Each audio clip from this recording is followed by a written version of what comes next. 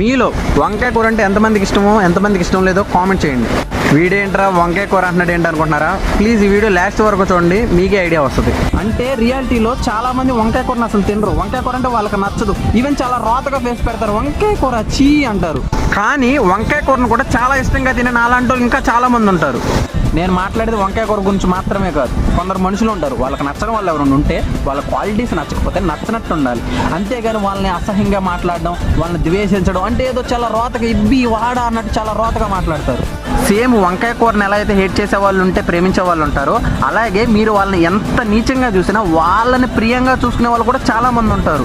కూరకంటారా, కూరకంటే emotions ఉండవు. మీరేమన్నా అది వినదు, ఆలోచించదు. కానీ మనుషులు అలా కాదు కదా. ఏదైనా మాట్లాడేటప్పుడు ఆలోచించి మాట్లాడండి.